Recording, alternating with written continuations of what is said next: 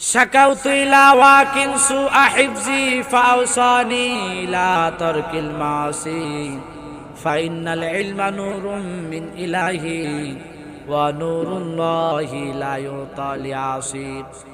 আপনি যদি মনে করেন একজন মানুষ মাওলানা হয়েছে, ভালো আরবি পড়তে পারে, বলছি আবার আলেম না, এটা ভুল।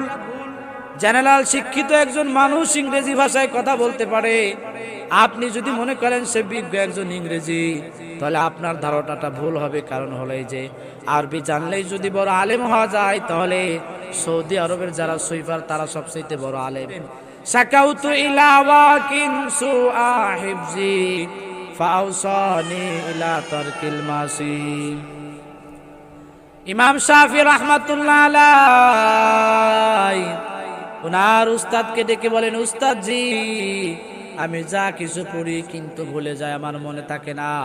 উস্তাদ জি তাকে বলল, ও শাফি, তোমার পড়া মনে থাকে না, তুমি এলেম ভুলে যাও, এটার জন্য তোমার 1 নাম্বার করণীয় হলো তোমাকে গুনাহ ছেড়ে দিতে হবে।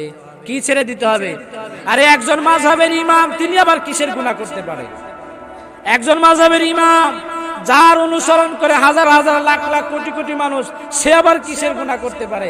তবে ছোট্ট একটু ভুল ওনার থেকে হয়ে গিয়েছিল, হয়তো ওটার বিনিময়ে উম্মতকে শিক্ষা দেওয়ার জন্য তিনার দিয়ে এই ঘটনা আল্লাহ ঘটাইছে। ঘটনাটা বলবো না। তো ইমাম শাফি রাহমাতুল্লাহ আলাইহি উস্তাদ ওয়াকির কাছে বললেন, আমি তো পড়ি ভুলে যাই, কি করতে হবে? বলল, তুমি গুনাহ ছেড়ে দাও।